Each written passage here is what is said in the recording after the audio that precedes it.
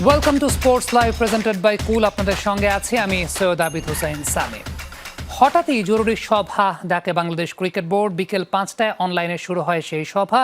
যদিও কি বিষয়ে আলোচনা হয়েছে সে বিষয়ে জানা যায়নি, তবে ধারণা করা হচ্ছে অডিট কমিটির রিপোর্ট সহ সাম্প্রতিক বিভিন্ন ইস্যুতে আলোচনা হয়েছে এই মিটিংয়ে। রোববার হুট করে এই মিটিং ডাকেন বোর্ড সভাপতি। 4টায় হওয়ার কথা থাকলেও পরবর্তীতে সময় পরিবর্তন করে নেওয়া হয় বিকেল 5টায়। এর আগে দুপুরে রাজধানীর 5 তারকা একটি হোটেলে এক অনুষ্ঠানে উপস্থিত ছিলেন সভাপতি ফারুক আহমেদ। 24শে মার্চ সর্বশেষ সভায় বসার কথা থাকলেও তামিম ইকবালের অসুস্থতার খবরে সেটি স্থগিত হয়। বিভিন্ন ইস্যুতে টালমাটাল বাংলাদেশ ক্রিকেট বোর্ডে কী নিয়ে আলোচনা হয়েছে তা নিয়ে ছিল নানা আলোচনা।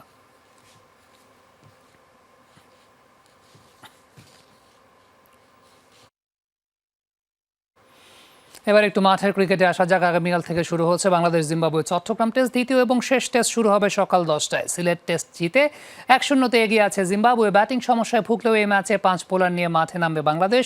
এই ম্যাচে গুরুত্বপূর্ণ ভূমিকা পালন করতে পারেন স্পিনাররা। কিউরেটরের সঙ্গে দুই বন্ধু শান্ত মিরাজের দোস্তি। যে কোনো ম্যাচে ভালো করতে উইকেট বোঝা জরুরি, আর উইকেটের মালিক যিনি, উইকেট নিয়ে তার চেয়ে ভালো আর কেই বা জানে। পেসার নাহিদ রানার বদলে জাতীয় দলের স্কোয়াডে স্পিনার তানভীর ইসলাম। বোঝাই যাচ্ছে 5 বোলারের 3 জনই হবেন স্পিনার। তাইজুল মিরাজের সঙ্গে একাদশে তাই জায়গা হতে পারে অফ স্পিনার নাইম হাসানের। ওপেনিংয়ে জয়ের জায়গায় সুযোগ পেতে পারেন এনামুল হক বিজয়। দুই পেসারের একজন হতে পারেন অভিষেকের অপেক্ষায় থাকা Tanzim Hasan Sakib. Well, it's not an ideal way, but one day format থেকে টেস্টে সুযোগ দেওয়া অবশ্যই আদর্শ কিছু না, কিন্তু বাংলাদেশের সিস্টেমই এমন। এখানে লঙ্গার ভার্সন ক্রিকেট বছরের শেষেই হয়, তাই এভাবেই সুযোগ দিতে হয়েছে। তাছাড়া আমাদের ওপেনাররাও ভালো করছে না, আর এই ম্যাচে আমরা 5 বোলার নিয়েই নামবো। এখানে 5 বোলার জরুরি। giving us some problems for a while. চট্টগ্রামে আক্রমণাত্মক ব্যাটিং করতে চায় টাইগাররা। অনুশীলনেও দেখা গেল সেই ছাপ। শুধু তাই না, মেহেদী হাসান মিরাজকেও দেখা যেতে পারে ব্যাটিং অর্ডারের উপরের দিকে। They play at their tempo. They're aggressive. আমরা জানি প্রথম ম্যাচে দল হিসেবে ভালো ব্যাটিং করতে পারিনি এবং নিজেদের সমস্যায় ফেলেছি। এখন আমাদের ভাবনা হলো ইতিবাচক ব্র্যান্ডের টেস্ট ক্রিকেট খেলতে চাই। এমন না যে সারাদিন ব্যাটিং করে 200 রান করব। You know, that's where the aggression comes from. অন্যদিকে প্রথম টেস্ট জিতে সিরিজ জয়ের জন্য আশাবাদী জিম্বাবুয়ে অধিনায়ক ক্রেইগ আরভিন। তার ধারণা, সাগরিকার উইকেটে দিন যত গড়াবে তত বেশি স্পিন ধরবে। নেটে আমরা দেখেছি যে উইকেট বেশ স্লো। হয়তো টেস্ট যত গড়াবে উইকেটে স্পিন অনেক খেল দেখাবে। আমাদের কন্ডিশন বুঝেই খেলতে হবে। সিলেট টেস্টে বিজয়ীর খাতায় বাংলাদেশের পতাকা ওড়েনি। চট্টগ্রাম টেস্টে রেজাল্ট কি হবে? নিশ্চিতভাবেই সালাউদ্দিনরা চাইবেন এই ম্যাচটা জিতে অন্ততপক্ষে সিরিজটা ড্র করতে। না হলে টেস্ট স্ট্যাটাস পাওয়ার 25 বছর পরও যদি জিম্বাবুয়ের বিপক্ষে হোয়াইট ওয়াশ কিংবা সিরিজ হারতে হয়, তাহলে সেটা নিশ্চিতভাবেই বাংলাদেশ ক্রিকেটের জন্য লজ্জা ছাড়া আর কী হতে পারে। আফনান পিয়াল, যমুনা স্পোর্টস, বীরশ্রেষ্ঠ মতিউর রহমান স্টেডিয়াম, চট্টগ্রাম। অনেকগুলো ব্যাপার নিয়ে দেশের ক্রিকেটে কথা হয়, তার মধ্যে সবচেয়ে ইম্পর্টেন্ট ফ্যাক্টরটা ফিল্ডিংয়ে গিয়ে দাঁড়ায়। ফিল্ডিং বরাবরই বাংলাদেশের একটা বড় সমস্যার জায়গা, বিশেষ করে ডিরেক্ট হিট খুব বেশি করতে পারেন না শান্তরা। এই বিষয়টা নিয়ে হেড কোচ ফিল সিমন্স বেশ উদ্বিগ্ন। তার মতে টেকনিক্যাল কারণে খুব বেশি ডিরেক্ট হিট শান্তরা করতে পারছেন না। অনুশীলনে মুমিনুল হকের ডিরেক্ট হিট উল্লাসটাও দেখার মতো। অনুশীলনের মতো ম্যাচেও ডিরেক্ট হিট করতে পারলে মুমিনুলরা এভাবেই উল্লাস করেন, কেননা ডিরেক্ট হিট যত বেশি রান আউটের সুযোগও তত বেশি। সেখানেই বারবার নাজমুল হোসেন শান্তরা পিছিয়ে যান। ডিরেক্ট হিট তারা করতে পারেন না বললেই চলে। সাগরিকায় রোববার যে তারা ফিল্ডিং অনুশীলন করেছেন, মিনিট 15-র টানা প্র্যাকটিস সেশনেও মোটে 5 বার ডিরেক্ট হিট করেছেন। নির্দিষ্ট দূরত্ব থেকে হাফ স্টাম্পে লাগাতে পারলে 3 পয়েন্ট, বালতিতে 2 পয়েন্ট আর ইটে লাগাতে পারলে মিলবে 1 পয়েন্ট। মাত্র 15 গজ থেকেও খুব বেশি পয়েন্ট মিরাজরা জমাতে পারেননি। ম্যাচেও গল্পটা বদলায় না। ফিল সিমন্স দায়িত্ব নেয়ার পর 3 ফরম্যাটে মাত্র 6 বার প্রতিপক্ষ ব্যাটারদের রান আউট করতে পেরেছেন বাংলাদেশের ফিল্ডাররা।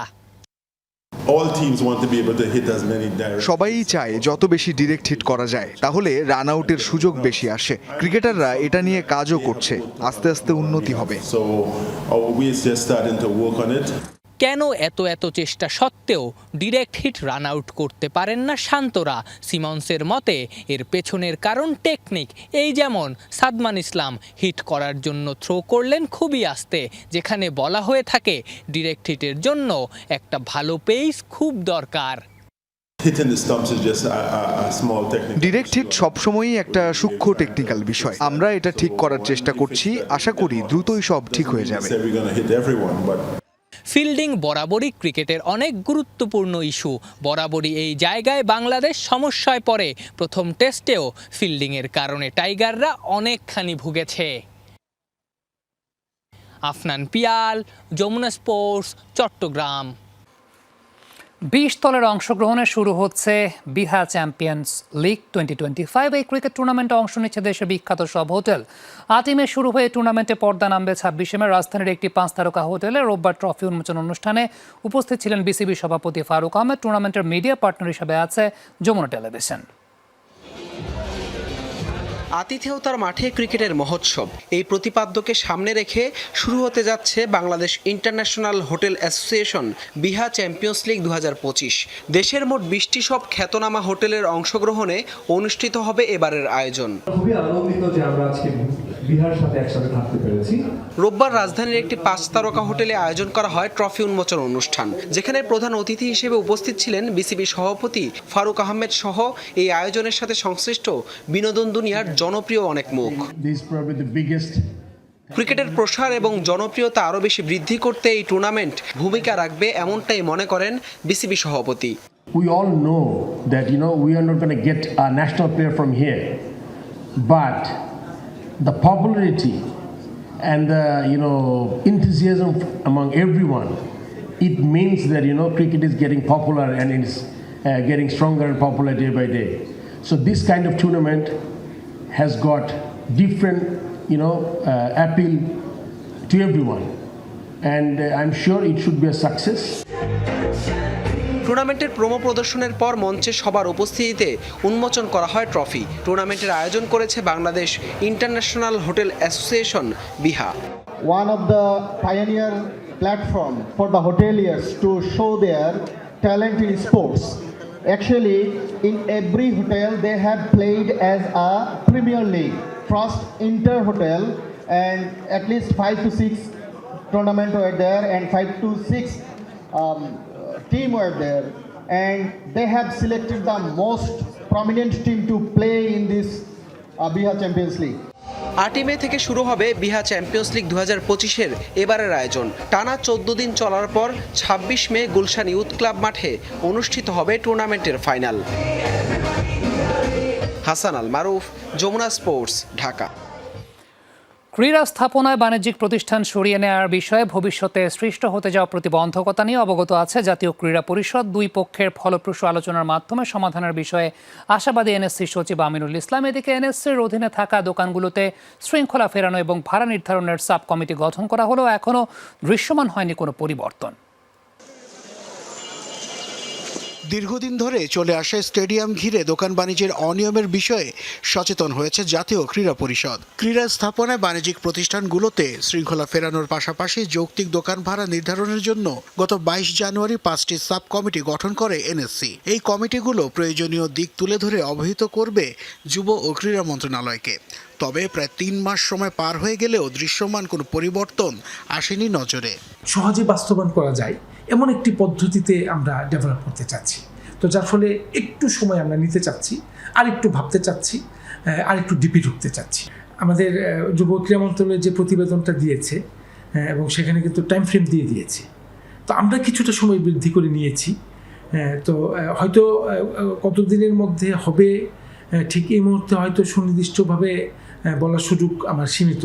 ক্রীড়া স্থাপনায় বাণিজ্যিক প্রতিষ্ঠান সরিয়ে নেওয়ার বিষয়ে ভবিষ্যতে সৃষ্ট হতে যাওয়া প্রতিবন্ধকতা নিয়ে অবগত আছে জাতীয় ক্রীড়া পরিষদ। ম্যাক্রো লেভেলে যখন আমরা সিদ্ধান্তগুলো নেব, একটা সেক্টর হয়তো ক্ষতিগ্রস্ত হবে, কিন্তু আরেকটা সেক্টর কিন্তু বিনিময়ে উপকৃত হবে। তো এই যে কম্পারেটিভ অ্যাডভান্টেজ থিওরি ওই অনুসারে আমরা অগ্রসর হব। জাতীয় ক্রীড়া পরিষদের দোকান বাণিজ্যের দুর্নীতিতে উঠে আসে এনএসসির সাবেক সহকারী নিরীক্ষা অফিসার মাহমুদুর রহমানের নাম। অবৈধভাবে রাজস্ব কর্মকর্তার পদ ও সিল ব্যবহার করে তার বিরুদ্ধে উঠে আসে আর্থিক লেনদেনের অভিযোগ। সত্যতা খতিয়ে দেখার পর অভিযোগ প্রমাণিত হওয়ায় মাহমুদুর রহমানকে চাকরিচ্যুত করে জাতীয় ক্রীড়া পরিষদ। যখনই তাদের বিরুদ্ধে আইনগত প্রক্রিয়াগুলি গ্রহণ করা হয় তখন মহামান্য হাইকোর্ট বিভাগে তারা রিট করে, তো তখন এটি হয়ে যায় বিচারাধীন একটি বিষয়। তো ওই রিটের নিষ্পত্তি না হওয়া পর্যন্ত আমাদের এই বিধিমালা অনুসারে যে গৃহীত কার্যক্রমগুলো রয়েছে এগুলো নিষ্পত্তি করার সুযোগ থাকে না। সকল প্রতিবন্ধকতা দূরে ঠেলে দেশে ক্রীড়াঙ্গনকে আধুনিকায়ন করতে এনএসসি কাজ করে যাবে বলে জানান সচিব আমিনুল ইসলাম। নাসিফ শুভ, যমুনা স্পোর্টস, ঢাকা। রিয়ালের জম হয়ে ট্রেবল জয়ের পথে এক ধাপ এগিয়ে গেল বার্সা। কোপা দেল রের পর বাকি 2 ট্রফিও জেতার জন্য মরিয়া কাতালান ক্লাবটি। কোচ হ্যান্সি ফ্লিকও সেই স্বপ্নে বিভোর। অন্যদিকে বার্সার কাছে একের পর এক হারে প্রশ্নের মুখে রিয়াল কোচ আনচেলত্তি। কবে ছাড়বেন দায়িত্ব? ম্যাচ শেষে ইটালিয়ান মাস্টারমাইন্ড বললেন বিষয়টি তোলা থাকা আগামী সপ্তাহের জন্য। ঘরের মাঠ সান্তিয়াগো বার্নাব্যুতে 4-0, স্প্যানিশ সুপার কাপের ফাইনালে 5-2, আর এবার 3-2 গোলের জয়ে কোপা দেল রের শিরোপা বার্সেলোনার। এ মৌসুমে রীতিমতো লস ব্লাঙ্কোসদের জম হয়ে দেখা দিল কাতালানরা। স্প্যানিশ ফুটবলে ঘরোয়া কাপ জয়ের রেকর্ড গড়ে বার্সার চোখ এখন ওই ট্রেবলেই। ট্রেবল আগেও জিতেছে বার্সেলোনা, তাও একবার নয় 2 বার। আর 2019-20 মৌসুমে বায়ার্নকে ট্রেবল জেতানোর অভিজ্ঞতা তো আছেই হ্যান্সি ফ্লিকের। কোপা দেল রে জয়ের পর এবার বার্সা সমর্থকদের প্রত্যাশাও ডানা মেলেছে আকাশে। বাকি 2 ট্রফিও আসবে। ম্যাচ শেষে সেই স্বপ্নের পালে হাওয়া দিলেন ফ্লিক। এখন আমরা উদযাপন করব, তারপর বিশ্রাম নেব। ট্রেবল জেতার দারুণ সুযোগ আমাদের সামনে, তবে এর জন্য আমাদের কঠোর পরিশ্রম করে যেতে হবে। এক অসাধারণ রাত, যেভাবে ওরা ঘুরে দাঁড়িয়েছে এটা দুর্দান্ত। আমি এই দলটা নিয়ে খুবই গর্বিত। আমাদের জন্য এটা একটা অসাধারণ জয়। বার্সার পৌষ মাসে রিয়ালের হয়েছে সর্বনাশ।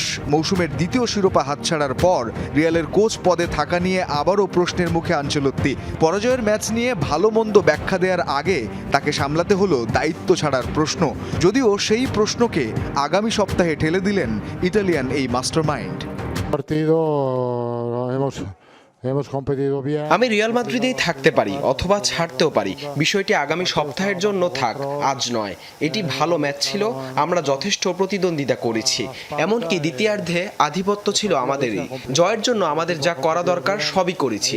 আমি দলের সমালোচনা করতে পারি না, কারণ তারা নিজেদের সর্বোচ্চটা দিয়ে লড়েছে। এখন আমরা লা লিগা জয়ের জন্য মনোযোগ দেব। ফুটবল প্রেমীদের মনোযোগ অবশ্য আপাতত কেড়েছে বার্সা। ট্রেবলের আশা বাঁচিয়ে রাখতে হলে আগে চ্যাম্পিয়ন্স লিগের সেমিফাইনালে ইন্টার মিলানের বিপক্ষে জিততে হবে কাতালানদের। যে সেমিফাইনালের প্রথম লেগ আগামী বুধবার রাতে, ফিরতি লেগ 6 মে। রঞ্জন শান্ত, যমুনা স্পোর্টস। গত 4 দশকে প্রথমবারের মতো এশিয়া কাপে খেলাতে না পারাকে ওয়েক আপ কল বলছেন হকি ফেডারেশনের সাধারণ সম্পাদক রিয়াজুল হাসান। দল গঠনে জিমি কিংবা সারোয়ারদের মতো অভিজ্ঞদের ক্যাম্পে ডাক না দেয়াকে বড় করে দেখছেন না তিনি। আন্তর্জাতিক অঙ্গনে পাল্লা দিতে বড় সিদ্ধান্ত নেওয়ার পক্ষে রিয়াজুল হাসান। 35 বছরের বেশি খেলোয়াড়রা মাস্টার্স বা ভেটারান পর্যায়ে খেলেন বলে দাবি তার।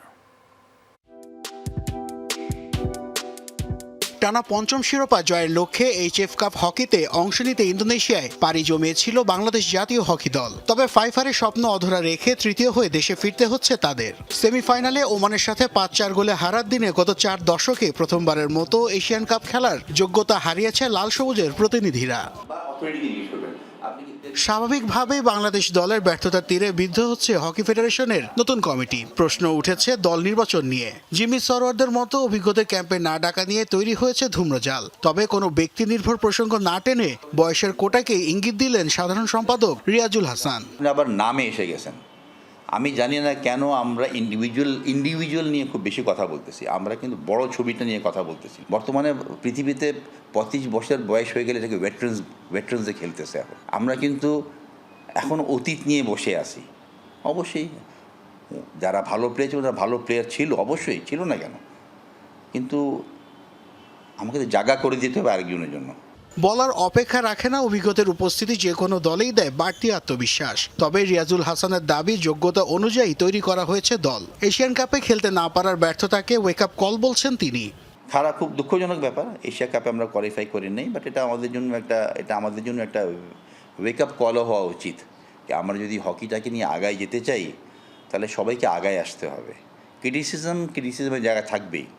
এইচএফ কাপ হকিকে সামনে রেখে 1.5 মাসের মতো অনুশীলন করলেও কোনো প্রস্তুতি ম্যাচের আয়োজন করতে পারেনি ফেডারেশন। ঘুরে ফিরে আর্থিক অনটনের কথাই বলেছেন হকির সাধারণ সম্পাদক। ইন্ডিয়াতে যাওয়া, খেলে আসা,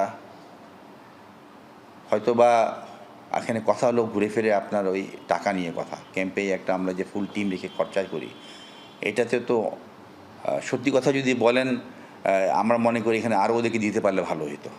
জাতীয় দলের ক্যাম্পে ডাক পেয়েও শেষ পর্যন্ত দলের সফরসঙ্গী হতে পারেননি প্রথমবারের মতো অনূর্ধ্ব-21 দলকে বিশ্বকাপের মঞ্চে নিয়ে যাওয়া অধিনায়ক মেহরাব হাসান সামিন। সাধারণ সম্পাদকের দাবি তার জায়গায় খেলেছেন বিকল্প ভালো খেলোয়াড়ই। নাসিফ শুভ, যমুনা স্পোর্টস, ঢাকা। একটা স্ট্র্যাটেজিক টাইম আউটের সময় হয়েছে, স্টে টিউনড।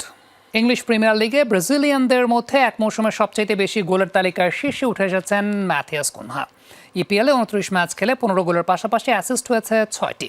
সবশেষ লেস্টার সিটির বিপক্ষে গোল করে এই কীর্তি করেন ওলভারহ্যাম্পটনের এই ফরওয়ার্ড। চলতি মৌসুমের আগে তাকে ধারে অ্যাটলেটিকো মাদ্রিদে খেলতে পাঠায় ওলভস। সেখানে খুব বেশি ছন্দে ছিলেন না কুনহা। ধারের মেয়াদ শেষে প্রিমিয়ার লিগে ফিরে নতুন রেকর্ড গড়েছেন এই ব্রাজিলিয়ান। এর আগে লিভারপুলের রবার্তো ফিরমিনিও এবং আর্সেনালের গ্যাব্রিয়েল মার্টিনেলি এই এক মৌসুমে করেছিলেন 15 গোল। কুনহার সামনে সুযোগ আছে এই রেকর্ড এককভাবে নিজের করে নেয়ার। এল ক্লাসিকো ফাইনালে রেফারিকে আক্রমণ করে বড় রকমের শাস্তি পেতে যাচ্ছেন রিয়াল মাদ্রিদের ডিফেন্ডার অ্যান্তোনিও রুডিগার। ধারণা করা হচ্ছে আপাতত 12 ম্যাচের জন্য নিষিদ্ধ হতে পারেন এই জার্মান ফুটবলার। যদিও এই ঘটনার জন্য ক্ষমা চেয়েছেন তিনি। মূলত ম্যাচের শেষ পর্যায়ে এমবাপের ফ্রি কিক না পাওয়ায় রেফারির দিকে তেড়ে যাচ্ছিলেন রুডিগার। শুধু তাই নয়, অভিযোগ এসেছে রেফারির দিকে লক্ষ্য করে কিছু একটা ছুঁড়ে মেরেছেন এই রিয়াল তারকা। তবে স্প্যানিশ গণমাধ্যমের খবর, ডাগ আউটের বক্সে থাকা বরফ ছুঁড়ে মারা হয়েছিল রেফারিকে, ফলে লাল কার্ড দেখেন রুডিগার। কার সঙ্গে প্রেমের সম্পর্কে আছেন ভারতের তারকা ব্যাটার শুভমান গিল? সারা টেন্ডুলকার নাকি সারা আলী খান? এক সাক্ষাৎকারে অবশেষে মুখ খুলেছেন তিনি। জানিয়েছেন ভক্তদের এই দাবিটা হাস্যকর। দাবি করেছেন তিনি দীর্ঘ 3 বছর ধরে সিঙ্গেল। আপাতত প্রেম করার জন্য কোনো সময় নেই তার কাছে।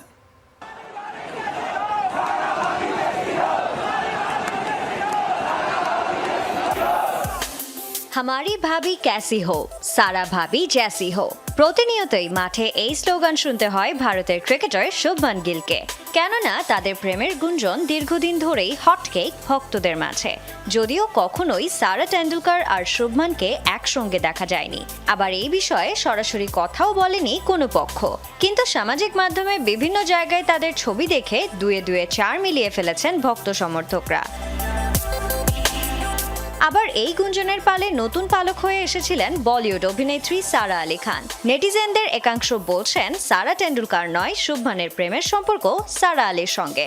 যদিও কফি উইথ কারণের এক এপিসোডে সারা আলী বলেছিলেন ভক্তরা ভুল সারাতে মেতে আছে।